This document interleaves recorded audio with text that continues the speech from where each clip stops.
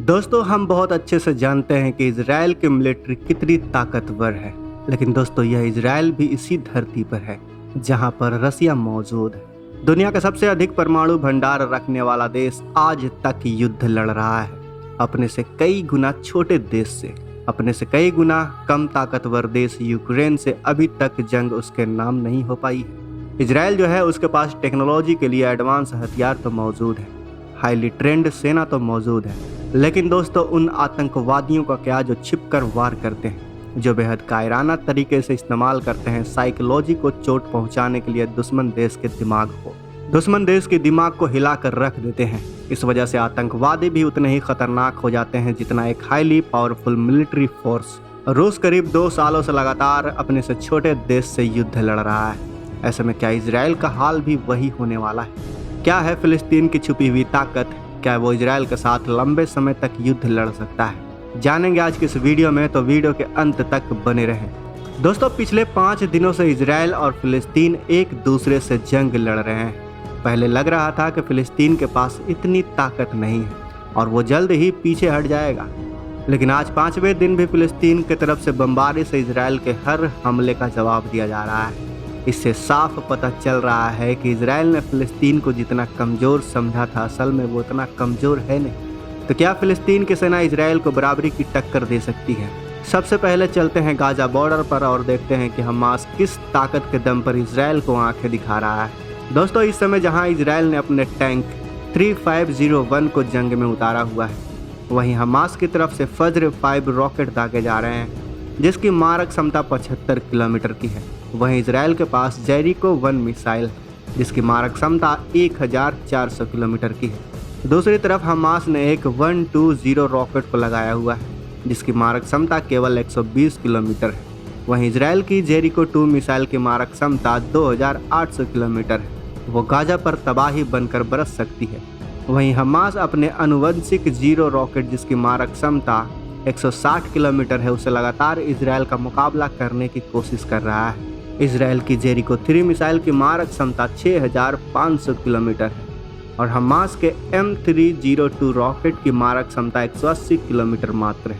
हथियारों की तैनाती देखकर तो साफ हो जाता है कि हमास के हथियार इजराइल के आगे बेहद छोटे और बौने और फीके नजर आते हैं। लेकिन क्या फिलिस्तीन की पूरी सेना इजराइल के सामने टिक पाएगी? आखिर किस सेना के पास कितनी ताकत है, चलिए देखते हैं। इजराइल को डिफेंस के मामले में दुनिया के सबसे ताकतवर देशों में गिना जाता है।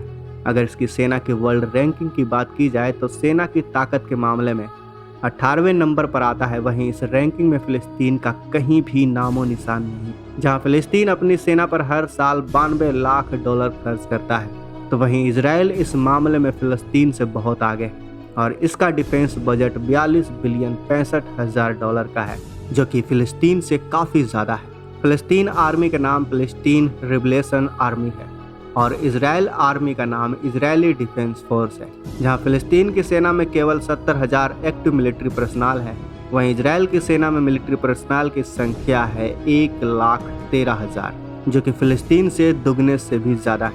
इसके अलावा फिलिस्तीन के पास 5,000 रिजर्व पर्सनल भी है, लेकिन यहाँ भी इजराइल फिलिस्तीन से काफ़ी आगे है।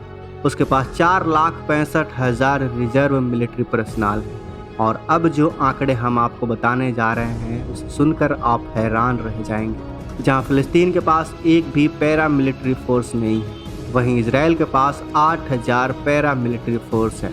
बात करते हैं हथियार की। जहां फिलिस्तीन के पास केवल 63 टैंक हैं, वहीं इजराइल के पास 2,200 टैंक मौजूद है।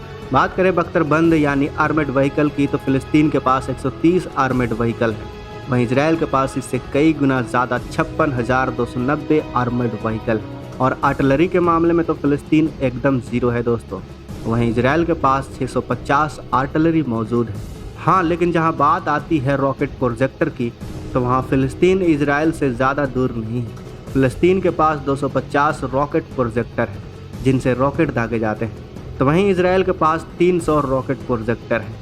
और शायद यही वजह है कि फिलिस्तीन हमेशा इजराइल पर रॉकेटों से ही हमला करता है।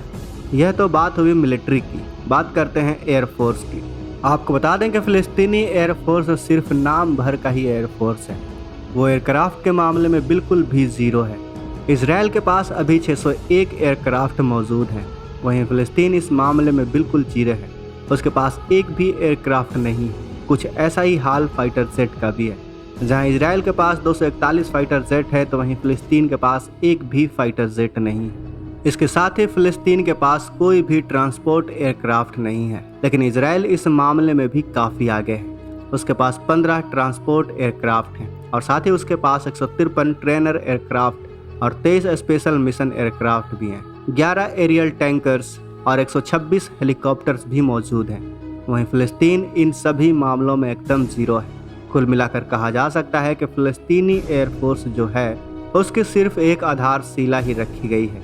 उसके पास कुछ है ही नहीं। उसके पास देश की रक्षा के लिए कोई भी हथियार, हवाई हमले मौजूद नहीं। अब जब हमने मिलिट्री और एयरफोर्स की बात कर ली है, पर अभी भी एक और फोर्स बाकी है और वो है नेवल फोर्स। दोस्तों, फ़लस्तीन के पास अभी कोई भी नेवल फोर्स नहीं है। वहीं इजराइल के पास नेवल फोर्स है, लेकिन यहाँ भी मामला बिल्कुल एयरफोर्स की तरह है। इजराइल के पास 67 और फ़लस्तीन के पास एक भी फ्लीट मौजूद नहीं है। वहीं इजराइल के पास न्यूक्लियर पावर सबमरीन भी है और कहा तो यह भी जाता है कि इजराइल के पास एक नहीं, दो नहीं, बल्कि 100 परमाणु मिसाइल मौजूद है। लेकिन बात करें युद्ध की तो हमने देखा है कि दुनिया में दूसरा सबसे ताकतवर देश कैसे आज लगभग 2 साल से अपने से कई गुना छोटे देश से लड़ रहा है। रूस ने युद्ध में घुसने से पहले यह दावा किया था कि वो मात्र 1 हफ्ते में हम यूक्रेन को धूल चटा देंगे, लेकिन आज तक वो युद्ध जीत नहीं पाया है। ऐसे में सवाल आता है कि इजराइल के साथ भी क्या ऐसा ही होने वाला है? क्या फ़लस्तीन की मदद बैकडोर से काफ़ी इस्लामिक देश कर सकते हैं? क्या लगता है आपको? अपनी राय हमें कमेंट बॉक्स में अवश्य बताएं। मिलते हैं अगले वीडियो में। वीडियो पसंद आई है तो वीडियो को लाइक करें, अपने दोस्तों के साथ शेयर करें और अगर आपने अभी तक इस चैनल को सब्सक्राइब नहीं किया है तो इस चैनल को भी सब्सक्राइब कर लें। मिलते हैं अगले वीडियो में।